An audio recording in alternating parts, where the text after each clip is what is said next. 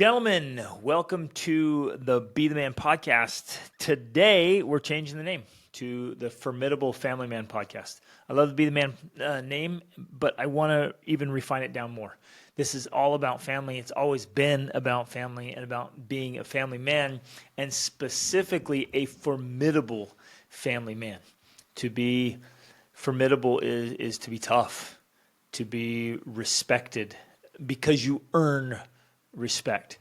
It's to do things in a way that is marked with excellence. It's building a reputation on real results, right? Like I think it was Henry Ford, or at least it was attributed to him. And he says, you can't build a reputation on things you're going to do.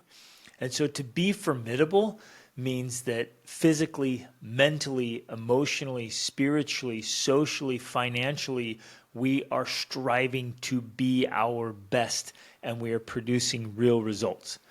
We're making palpable progress, so much so that it would hold up in court, like that we're actually moving forward and getting things done. That's the ideal. Now, obviously, we're all working on that, and maybe you're not in the best shape you want to be in, or maybe your marriage isn't where you want it to be ideally, or maybe your relationship with your kids, or one of your kids, or all of your kids. Maybe your family time's been weak and you're not living that family legacy that you dream of. Or maybe it's your spirituality has been suffering, or your engagement with friends, or your leadership, or your finances aren't where you want them to be, wherever that is. And in fact, wherever we are, you could actually be crushing it, and I hope you still are striving for the next peak, the next achievement, in a super healthy way, right? That we're grateful for what we have, what we've achieved, but we're never going to settle for less. We're never going to settle and acquiesce to mediocrity. And so to be formidable is to be respected, and in a really healthy way, to be inspiring. I hope you long for that with me, to be a great force for good. In fact, that's the one thing I wear here on my wrist. I have a little bracelet that I had made. It says GFFG, and it stands for to be a great force for good. That's what I want to do. But in order to be a great force for good, gentlemen, we must be formidable family men, and that means showing up and getting things done. It means doing the right thing at the right time in the right way. It's doing the right thing when it's difficult, but I was going to say especially when it's difficult. It's being everything you desire to be with your own personal high standards and high ideals, and leaning into that. Because I assume you're with me on this, that at the end of the day, at the end of life, the things that matter most are not things, they're people. And those people are our wives and our children. Fellas, is what absolutely matters most, and we all need to remember that and act accordingly.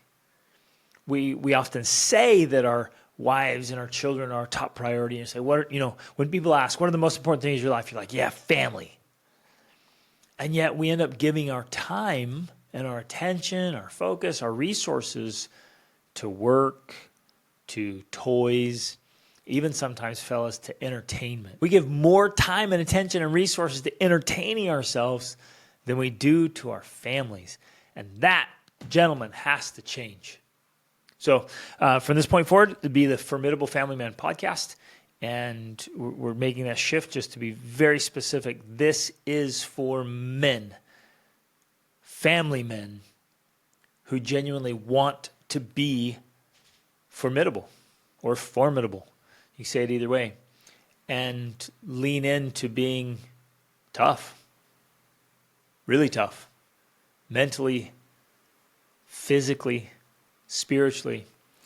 It's being in phenomenal health and fitness. It's getting our marriages into a bulletproof, romantic state. It's having massive amounts of influence with our kids. Genuinely, it's leading our families from the front. And if we're not leading our families from the front, fellas, where are we? What are we doing? So my wife coaches moms and wives, I coach men mostly and some couples. And we've been doing this for years across continents. So you can imagine how often we have conversations with men and women and couples. And it's been growing lately, the amount of times that we get requests from wives, loving wives, good wives, who want their husbands to lean in, to step up, to be formidable family men. And I heard it again recently, and we keep hearing it. My wife keeps hearing it, and so I wanted to address it a little bit today. We'll often hear statements like this. A wife will say, I love my husband. He's such a great guy, but I really wish he would. And then they share what they wish their husbands would do differently or better. So as I leave that open-ended sentence hanging there, what comes to your mind? What would you think are the most common things wives are wishing their husbands would do differently or better? Even more important, what do you think your wife would say about you? I know I think about this a lot. What would my wife say about me? And now we have such an awesome relationship that she just says it, and I'll even ask her. And if you have a great relationship with your wife, ask. Even if you don't, ask. Just ask her. Say, babe, what do you wish I would do differently or better? And if she's afraid to tell you the truth, who has made her afraid? That's an important question. If your wife is afraid to be completely open and honest with you, who has made her afraid to do that? And in an ideal situation, gentlemen, we're going to have that kind of relationship where we can talk openly and honestly with our spouses, and we can ask those questions and be ready for those answers and not be defensive. But really, we don't have to say anything. We just ask and listen. Now, does that make her 100% correct with everything she says is gospel truth? No. But if she says something you know is true, those are the ones that are going to sting the most. When you know already, right? This is what hurts for us. We know already where we're dropping the ball, and then our wives say it. It's like, oh man! And in those moments, we're so tempted to be defensive, and well, honestly, even lie to ourselves, lie to her, lie to other people that we're not dropping the ball. But the truth is, we're not where we want to be. And the best answer is to say, "Yep, you're right, babe. Thank you for pointing that out. I'm going to work on that." Right? And don't make these big, fancy promises that you can't keep. In fact, let your results do the talking. That's one aspect of being a formidable family man, is you let your results do the talking. A gentleman asked me yesterday, he's like, hey, what qualifies you to coach other men, businessmen and family men, and entrepreneurs, people who are out just accomplishing incredible things. The people I get to work with are high achieving go-getters. He's like, this is just an honest question. He's like, what qualifies you? And the answer is my results. My results are my credentials. And it isn't like a fleeting result that I had once and lost. It was a one-hit wonder, or a result that comes and goes. It's inconsistent, or I've had it for a little time. It's like these are results I've had for years. In many cases, over 2 decades. That's why. And then I've taken what I've learned and experienced myself, the results that I've created in our family, and I've packaged them in a way that I now can share them with other men who are also getting the results. So now that just exponentially magnifies the credibility. And ultimately, fellas, that's what it comes down to. Your results are your reputation. Your results are your credentials. Now, we live in a society that loves degrees and certificates and all these little cute labels and letters we put after our name and all these titles and positions and all those things. But none of that really matters at the end if we don't produce solid results. So back to the statement from our wives. He's a great guy. I really love him, but I sure wish he would. Ultimately, if I could package all of their statements into one theme, it really comes down to, I wish he would lead our family from the front. I wish he would be a better example. Usually it's one or two or three specific things. Like I wish he would be in better shape, get in better shape, and that he would make health a priority. I wish he would stop turning to entertainment so much. I wish that when he comes home from work, he would stop playing video games and stop watching TV and stop disengaging and saying he just needs to unwind and disconnect and rest. I wish he would help lead our family in spirituality. That he would lead our family in leadership, in going out and making a difference, right? And leading other people and leading in the community. We can go through every aspect of life, right? So your body.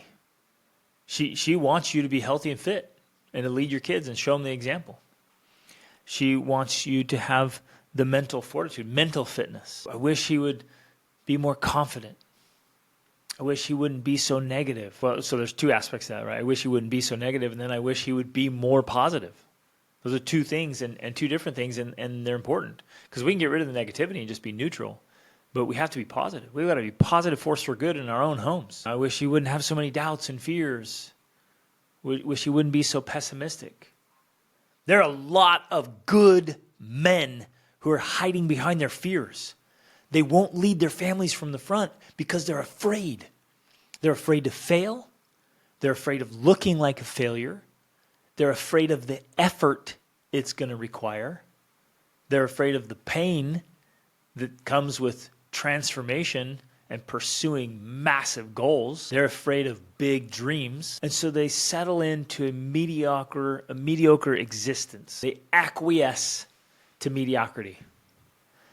In my book, for me and my house, that is absolutely unacceptable. Sometimes I hear wives say, man, he's a great guy, I love him. I wish he were taking care of his spirit more, his soul. Wish he would lead our family that way.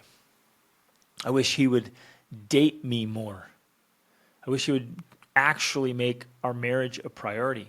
I know a lot of women and wives, they plead that they wish that they were the most important person and thing in their husbands' lives. That's a solid question, fellas, right there. Does your wife feel like the most important person or thing in your life? Now, you can say she is, but you got to back it up with real results. Does she feel like that? Or does she feel like your toys or your job or your hobbies, your buddies, other things are more important to you than she is? Man, that one's important. Good wives wish their husbands would listen more, reconnect more.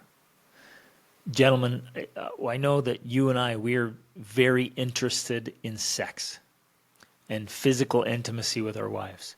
Our wives are very interested as we are in sex, they are as interested in emotional connection. They want to talk, and they want you to ask how they're doing, and they want you to listen, mostly with our mouths closed, fellas.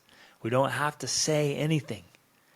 We don't have to try to fix it. We don't have to try to, say that you shouldn't feel like that. You don't worry about that. Just listen. If you've been away on a trip and you come home expecting sex, but you don't even make an effort to reconnect, because it's interesting. I've noticed this with my own wife and with the women that my wife gets to coach and I get to coach sometimes. When there's any kind of separation, even for the day, for work or whatever, they feel a need to reconnect.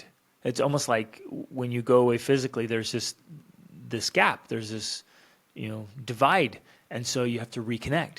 And that's reconnecting mentally and emotionally and socially through talking, communicating. So if you come home, like the very first thing you should be thinking, I know what the first thing you're actually thinking is because I do the same, but I've had to train my mind. Like the first thing I have to do is reconnect emotionally. We have to talk, and not like superficial transactional talk. Oh, how did you sleep?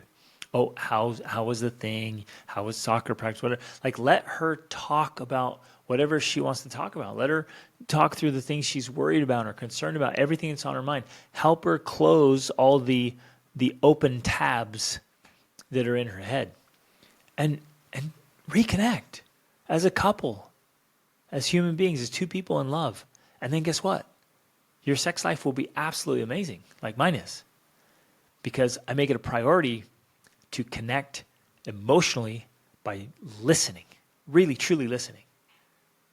And dating her, and courting her, and loving her, and taking care of her. It's huge. Massive.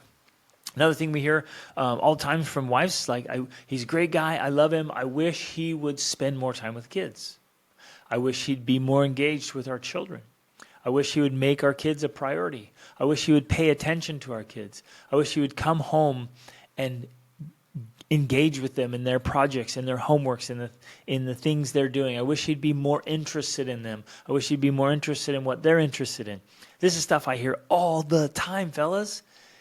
And these are your children. We should be deeply interested in our own kids and what they're doing.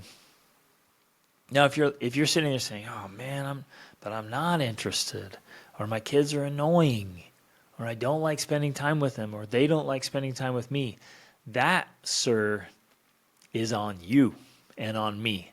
It is our responsibility to make sure that our kids are not annoying. It is our responsibility to lead them into interesting things. It is our responsibility as men, as dads, to genuinely become interested in our kids and what they're pursuing. If your kids right now are in a spot where you're not enjoying where they're at or what they're doing, if it's not awesome, if it's subpar, that is on you, sir. You are the king in your kingdom, and you're responsible for all the results in your kingdom. So step it up. Like, do whatever you have to do to be more interested and to be more interesting, to be more pleasant to be around. Again, I could drive this one home so hard. If your kids don't like being around you, that's on you. If you don't like being around them, that is also on you. So change it, right? That's the good news. Just like change it, alter it, do whatever you have to do. Get the coaching, get the skills, get the knowledge. Like, figure this stuff out. This is literally why I created the Formidable Family Man tribe and masterclass, to share the knowledge and skills that I've picked up over the last 23 years as a husband and a father, and with the thousands of men I've been able to work with across 5 continents. Like, this stuff makes a massive positive difference, and we don't have to just endure a life that we don't love, especially a family life. Brother, I hope you crazy love your family life. And if you don't, then it's your opportunity and moral obligation to make it better. Other things that the wives will say is they wish they were, that the husbands were deliberately leading the family legacy and the family culture, the family dynamics. Not only leading in the right direction, but stop contributing to being a negative part of it, right? The causing problems. They often, wives often wish that their husbands were more playful, more roughhousing, bringing a positive energy and force instead of a negative energy. I hear all the time, fellas, that wives and kids wish their dads weren't so angry, so temperamental. There are a lot of wives and a lot of children who live in fear of your angry outbursts. That's not who you want to be, brother. You're better than that. Remove that stuff from your life. And I can say that because I did it. I had a crazy temper and I got rid of it. No more, man. I don't do it anymore. Life is too good. Family is too important to have all these angry outbursts over small things or even big things. Get rid of that crap. Lead that family legacy from the front.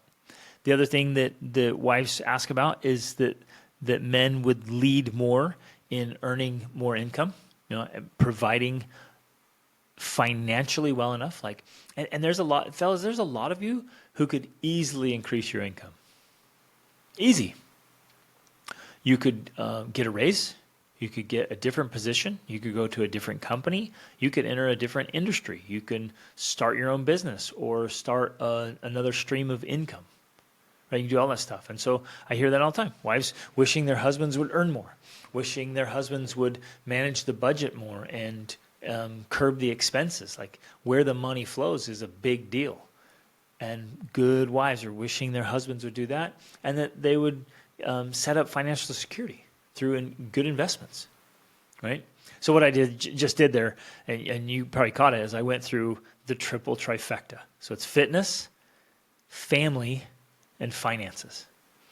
And under each of those three things, there's three more things. That's what I did. I just went through those things, and those are the main things. I don't make this stuff up, and I don't like it. Doesn't align exactly. It's like the reason I compiled and formulated the triple trifecta is with years of working with couples and with people. I realized, that's it. Those are the 9 things that fit into 3 things, the triple trifecta, that women and men are concerned about, that make us successful and happy in life. And of course, there's going to be a bunch of very specific things here. So just to revisit this question, what would your wife say? She says, my husband's a great guy. I really love him, but I wish he would what? Fill in the blank. Write that, spend some time thinking and writing, even ask her if it's appropriate, and get to work. I've done that many times in our marriage, and it has been so worth it. There were things that I asked Rachel to tell me that were painful to hear. But that's why we do it, fellas, because we're men. Be a man. Keep that backbone in place. Don't be so fragile you can't receive feedback from your wife, or from anyone for that matter, and your kids as well. And then when your wife and kids are asking you or telling you to do something better or different, just do it, man. Lean in. And it's hard at first, but then once you get it set up, it's like, this is way better.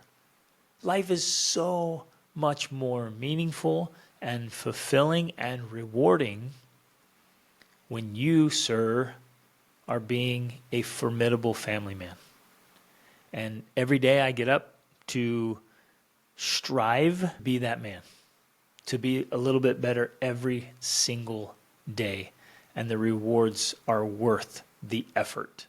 Always. So, that's the message for today, fellas. And again, this isn't to beat you up or make you feel bad. I mean, some things come along and you do feel bad. And where there's pain, there's power. Right? When I make a mistake and my wife calls me out, there's some pain there. But where there's pain, there's power. When I'm weak and I keep committing errors or failing to do what I know I could do, it hurts a lot. And I think it's true for all of us. When we know we're living below our potential, there's pain there. Take that pain and turn it into power. And then also celebrate a lot, fellas. I know a lot of you feel like failures. I know I have felt like a failure. Often when I wasn't being a formidable family man. And it's a crushing weight. And it's sickening. And sometimes you want to quit or give up, or you just want to use excuses, play the victim, say, this is just the way things are. This is just how life is. But none of that's true. Those are all just lies. Those are all stories we're telling ourselves. And so then we face it like men, and we make the changes, and we celebrate the progress we're making. So I really want to emphasize that. Fellas, celebrate all the good things you're doing and all the good things you've done and where you've come from. Celebrate that big time and use that as motivation and joy and happiness and drive and incentive. You're already doing a lot of great things. That's fantastic. So when you're sitting there saying, I'm such a failure, don't catastrophize it. Don't make it worse than it is. Celebrate what you've done, acknowledge where you need to do better, and lean in. Again, the easiest, best way to do this is with leverage, and that leverage comes from coaching and from a tribe of good men. So I genuinely hope you will join the Formidable Family Man tribe. I really do. We meet every week. We discuss relevant, important things that pertain to us leading our families from the front. And there's a whole masterclass attached to it that includes all the important roles, all the important things we have to do as men. It's all there. And so get the tools, get the tactics, set up the systems and strategies, and be the man.